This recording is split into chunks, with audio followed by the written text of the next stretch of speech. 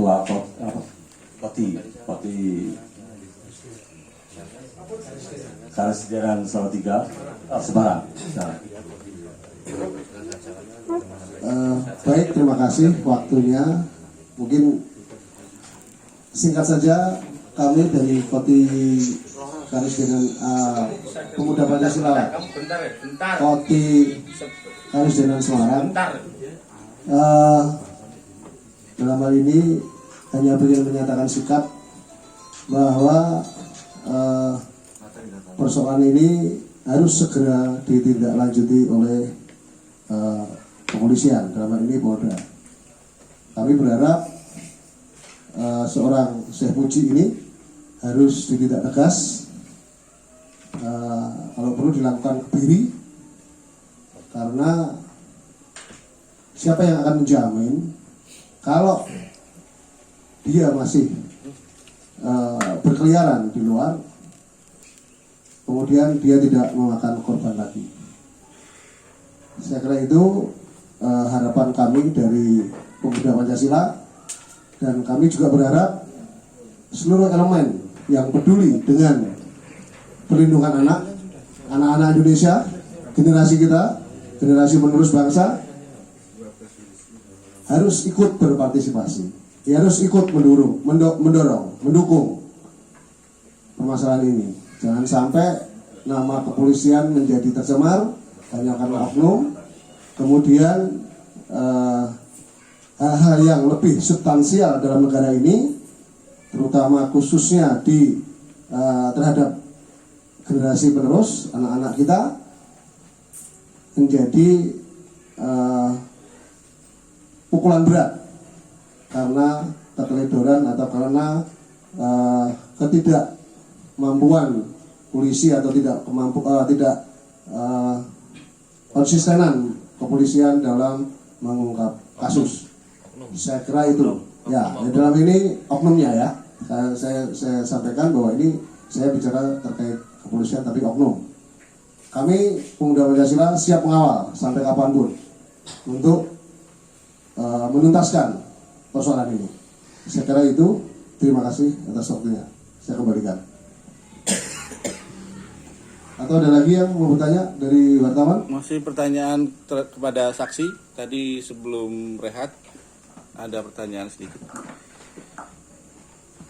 Saudara saksi, ini hanya penegasan saja mengenai intervensi.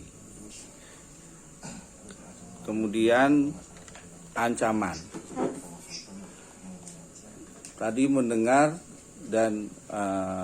jawaban yang telah Anda sampaikan. Saksi yang begitu banyaknya dan kemudian itu kontra. Apakah terhadap diri Anda secara pribadi ada ancaman ataukah ada tekanan dari pihak manapun begitu? Ya, siap. Saya di kampung saya itu saya terus terang ada dari beberapa masyarakat ada yang menyampaikan kepada saya bahwa saya dan keluarga saya akan terancam, akan dihabisi ada. Itu bahkan saya mendengarkan itu langsung dari seseorang yang salah satu orang yang keluarga SP.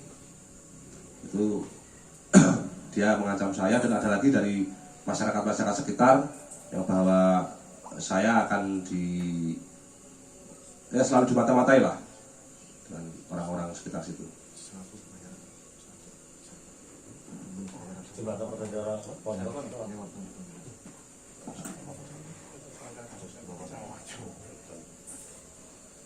Ya gitu, gimana? Secara spesifik yang langsung dari SP-nya, panjenengan kan keluarga dekat ya? Ya. Yang langsung Ya. dari SP. Ya. Apakah pernah pada saat SP3 ini terhentinya kasus atau sebelum terhentinya masalah ini di Polda, Ya. ada jenengan dengar atau jenengan lihat dari SP sendiri melakukan ancaman atau intervensi atau ada perubahan sikap?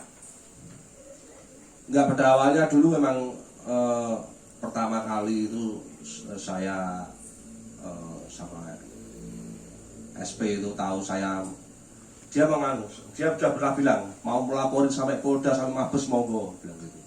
Terus saya menantang gitu. Ya itu. Bilang sama saya dengar dari situ disaksikan banyak orang, saya tahu yang menyaksikan ada SP sendiri bilang begitu. Baik, kalau tidak salah jenengan saksi pelapor ya. Ya.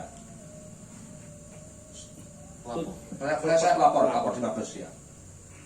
Kenapa jenengan laporkan? Ada unsur apa, tendensi apa jenengan melaporkan ini, ataukah jenengan melihat ini suatu hal yang Pak Diku atau siapa itu kok ngene sih, atau bagaimana kok jenengan melaporkan? Motivasinya Atau ada intervensi lapor wae, atau ada yang membisiki, atau niat dari hati jenengan sendiri? Ya, memang saya sebagai keluarga udah muak melihat kelakuan keluarga saya, om saya. Saya dengan Apri, kalau dia tuh jadi nasihati beberapa kali memang nggak bisa mempan. Jadi satu-satunya jalan memang harus ditempuh dengan jalur hukum biar jerah. Makanya itu saya sama Apri berawal dari itu melaporkan ke awal Komnas Perlindungan Anak awalnya untuk lanjutkan ke Polda. Berarti dari sini jelas tidak ada rujukan atau harapan secara tanda kutip ya, nominal atau apapun, tidak ada ya? Oh, nggak ada. Dan tidak ada intervensi dari teman-teman saudara kami dari PP? Nggak ada. Baik. Malah kami malah minta bantuan kepada saudara Ormas PP untuk mendukung kami. Saya menggalang bantuan ini, meminta bantuan, memohon bukan karena saya anggota PP juga. Mas, sebatas apa ya jenengan ketahui sehingga orang tua si D itu mau menikahkan anaknya, padahal itu masih belia, Mas. Itu kok mau menikahkan anaknya kepada si SP, itu karena faktor paksaan atau faktor iming-iming atau gimana? Sebatas jenengan tahu aja, Mas. Menurut saya ya memang bujuk rayu ya, makanya bujuk rayunya itu surga lah ya. Ya, Ingin surga. nah itulah. Sedangkan mungkin dari segi ekonomi juga bisa melakukan korban. Di sisi lain kan korban itu anak dari purnawirawan almarhum TNI. Banyak korban. Anak yatim, Mas. Yatim. Terima kasih. Mungkin sedikit menambahkan pada di YouTube ada tahun berapa tuh ya? Yang 2010 itu saya puji juga memang sudah direncanakan. Bahkan dia nyatakan di YouTube mungkin pakai bahasa Jawa, mungkin karena saya nggak begitu pandai berbahasa Jawa, yang menyatakan artinya bahwa saya akan menikahi lagi pada saat kasus Ulpai ya. Dia menyatakan saya akan menikahi 2 anak lagi, yang satu 7 tahun, yang satu 9 tahun. Artinya perbuatan ini sebetulnya memang sudah direncanakan dari jauh-jauh hari. Mudah-mudahan YouTube yang menyatakan itu masih belum ditarik, tetapi kami mempunyai bukti, sempat kami download atau disimpan, bahwa mengatakan nanti kalau pernikahan yang ini akan geger, heboh, mungkin sampai apa istilahnya melecehkan Komnas, maksudnya Komnas, saya puji apa Komnas geger, ada.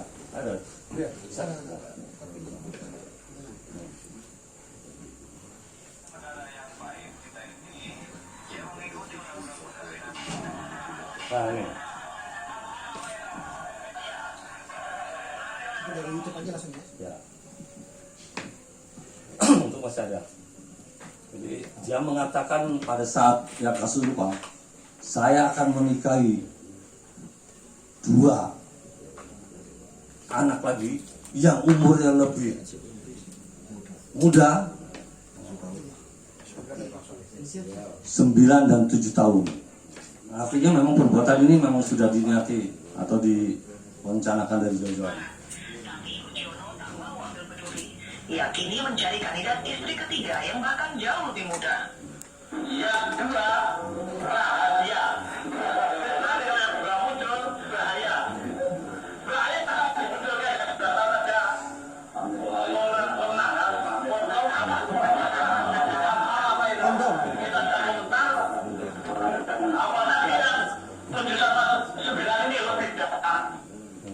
Tapi entah. Lagi ya. Ada di YouTube. Yang kepolisian semangat. Tapi Pujiono tak mau ambil peduli. Ia kini mencari kandidat istri ketiga yang bahkan jauh lebih muda. Yang kedua, rahasia. Nanti kalau yang sudah muncul, bahaya. Bahaya sangat muncul guys. Datang saja. Orang kemenangan. Apa itu? Kita cari komentar. Apa nanti yang 7 sama 9 ini lebih dekat. 7 dan 9 ini lebih dahsyat. Itu seperti sudah direncanakan. Nah, melihat yang demikian saya juga kenapa penyidik buru-buru menutup, menghentikan padahal ada kaitannya. Ya kalau mengungkap kasus seperti ini ingin mendapatkan keterangan yang mudah ya mungkin banyak pelaku yang akan meniru. Bapak, tambahan pertanyaan. Pada saat penyidikan itu apakah dilibatkan dokter ahli atau secara psikologisnya dari pihak?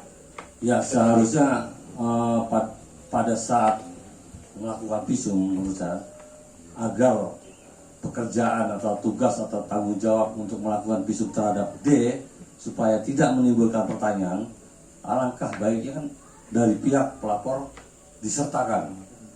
Nah, tanyakan apakah ini yang namanya Davina D, apakah ini yang namanya D, karena yang mengetahui D adalah pelapor dan terlapor, penyidik tidak mengetahui. Nah, di sini salah satu alasan yang menimbulkan curigaan yang tadi saya sampaikan. Masih ada 3 hal lagi yang bisa kita ungkap untuk visum. Tapi Maksud kami seperti ini Bapak. Jadi pada saat kejadian tahun berapa itu sama Ulfa itu kan juga di bawah umur, ya, gitu. Terus terjadilah berulang ini. Ini apakah dari penyidik? Karena ada indikasi berarti ini ada kelainan. ya, Berarti pasti pada saat ada kelainan pasti akan dilakukan berulang-ulang. Kan seperti itu. Contohnya kan banyak sekali penyakit apa itu pedofil. pedofil. Kan pedofil. Pedofil. Ya. Bisa jadi seperti itu. Apakah dilibatkan itu dalam tenaga ahli untuk seharusnya pemeriksaan psikolog itu perlu baik terhadap korban maupun kepada Syekh Puji sendiri seharusnya. Tetapi karena kita tidak menerima pemberitahuan penghentian penyidikan yang disertakan dari visum, ya kita tidak bisa jawab apa-apa. Seharusnya resume itu diberikan, lampiran resume itu diberikan, karena disitulah yang menjawab tindakan apa saja selama dilakukan penyidikan, sehingga akan terjawab oh ini memang tidak terbukti, oh ini memang tidak terbukti. Tetapi kita hanya mengetahui melalui media massa visual yang dinyatakan ada 4 hal yang tadi sudah dimulai. Saya mau bertanya pada saksi, Pak. Ya, tadi. Kalau dilihat dari kondisi sekarang ekonomi saudara D, itu dari sebelum diduga pernikahan, sampai sekarang sesudah pernikahan itu ada lonjakan untuk ekonomi yang signifikan atau wajar-wajar saja. Jadi kondisi sebelum dinikahi sampai sesudah dinikahi itu mengalami lonjakan ekonomi atau keadaan yang sekarang itu yang wajar-wajar saja atau tidak? Ya, setahu saya sebelum ini dulu sebelumnya dia keluarga Dini tinggal di rumahnya SP numpang, tapi rumah yang dibeli rumah kosong lain sama rumahnya SP lain kan? Lain. Jadi SP itu punya rumah kosong di depan gereja Bedono, nah tinggal di situ. Nah setelah itu sekarang sudah punya rumah sendiri di daerah Sawahan Gerabak, namanya Tika, juga di situ juga transportasi mobil motor juga ada di situ. Nah, menurut sampean itu hal yang wajar atau enggak, Mas? Ya, kalau dilihat dari ini, yang punya penghasilan siapa? nah, dilihat dari penghasilan atau pekerjaan dari orang tua, si ibu atau Ya. ya orang tuanya lah, Ya, ya. itu wajar-wajar saja atau memang tidak gitu, Mas? Ya, menurut saya memang nggak wajar ya. Iya. Nggak wajar. Dilihat dari sisi ekonominya dulu sampai sekarang kan jauh. Mungkin ada lagi yang mudah untuk kita bayangkan atau bisa kita simpulkan. Kalau memang Syekh Puji tidak melakukan perbuatan itu, ya, setelah dihentikan mengapa nggak melaporkan? Tidak melaporkan pencemaran nama baik, setidaknya. Kenapa harus repot-repot menutup kediamannya untuk tidak bisa dimasukin keluarga sendiri? Ya, kalau barangkali kalau saya, ya, pada saat ada orang melaporkan saya ini, nggak usah pusing-pusing langsung saya membuat laporan pencemaran nama baik, tinggalkan, nggak usah harus repot-repot menghadirkan saksi dari sana, saksi dari sini. Saksi yang diperiksa harus didampingi. Mungkin itu yang bisa dilihat secara sosial ya. Kalau secara yuridis memang itu bukan merupakan salah satu alasan. Masih kepada saksi Saudara Wahyu atas tadi jawaban saudara mengenai ada percakapan, bahkan tantangan secara verbal, secara langsung. Silahkan mau ke Mabes segala macam kan begitu. Dapat diartikan bahwa setelah pelaporan itu masih ada komunikasi antara Saudara Wahyu, sempat ada komunikasi antara Saudara Wahyu dan Saudara SP. Nah, apakah dalam perbincangan itu ada pernyataan pengakuan dari Saudara SP bahwa ya saya melakukan itu atau bagaimana? Ya, melaporkan ya, saya siap, saya melaporkan. Ada pernyataan dari Saudara SP tidak bahwa saya melakukan pernikahan tersebut?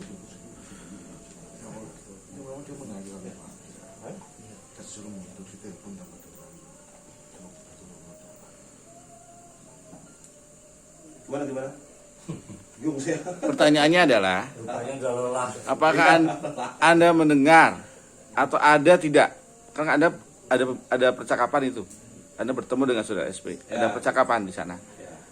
Apakah ada pernyataan dari Saudara SP bahwa ya saya telah melaksanakan pernikahan tersebut? Oh iya, saya pernah dengar dia mengaku sama saya kalau dia merasa ketakutan melakukan ngomong sama saya. Oke. Mungkin kami rasa cukup. Sekali lagi terima kasih atas kehadirannya dan saya memohon kerjasamanya untuk mewujudkan atau menegakkan kebenaran dan keadilan ini. Mungkin itu saja. Wassalamualaikum warahmatullahi wabarakatuh.